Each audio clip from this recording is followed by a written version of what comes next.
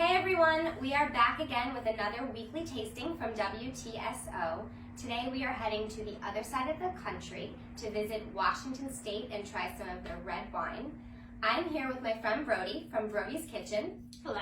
And Brody is an incredible baker. So we are here today to taste some of the creations that she's made to pair with the red wine. We are at a vintage boutique in downtown Delray called Vintage Test. Vintage Test has everything from jewelry to home decor to furniture and pillows, and you see platters and glassware, everything. It's the perfect place for a wine tasting. It really is. It's so colorful and bright and fun and lively, and we are really excited to be here today to showcase the WTSO wines. Kind of what's great about WTSO is you have the opportunity to try unique wines, different wines, and actually Brody is a customer.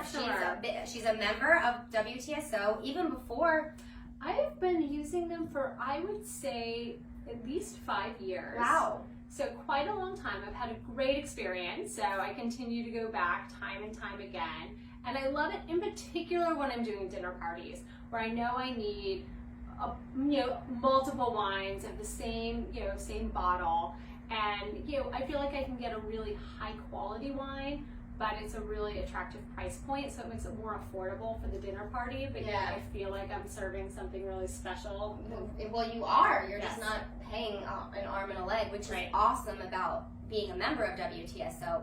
You're getting premium high-end wines for not so high-end prices. And so why don't we get started?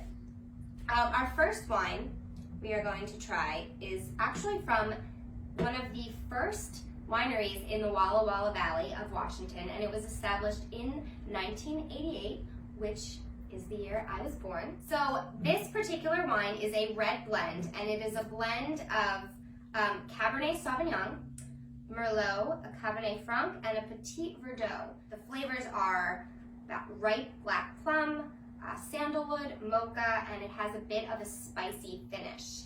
To pair with this particular wine today, Brody has made us something pretty chocolatey. Yes, a dark chocolate truffle. So chocolate and wine is obviously a very classic pairing, but this wine has flavors of mocha in it, so it's particularly going to pair well with this wine. And who doesn't love a little chocolate? Yeah. All right. Cheers. Cheers. It's definitely on the drier side, but very mellow. It's not very big or overpowering like some of the California, the Napa Cabernets can be really big and really bold, and you have to have something like a steak to pair with that, which I think this is much more food friendly. Yeah. It could pair with multiple things. I think so too. This can definitely pair well with a variety of things.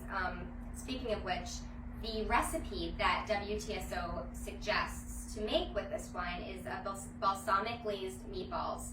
So this is actually a great appetizer if you're having a dinner party at home, or something where you want like just light bites to pair with wines while people are kind of mingling around. So on to wine number 2, and this one is a Cabernet, also from the Walla Walla Valley. The flavors are different than the first one. This one is more a red and black plum, cassis, cedar, vanilla, clove, and allspice, and a little bit of a green and herby flavor at the end, fresh herbs. So, which makes sense with the recipe that they've suggested to pair it with, which is a chimichurri marinated skirt steak. One of my favorite combinations.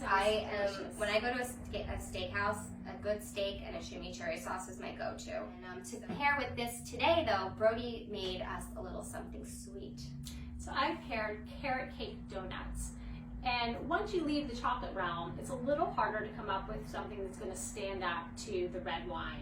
But carrot cake is great because it has the cinnamon, the clove, the nutmeg, and that really gives it that warming spice that's going to feel like nice and warm, with your red wine. Some of you might be wondering how I'm eating these treats that Brody made for us today because of my I can't have gluten or dairy.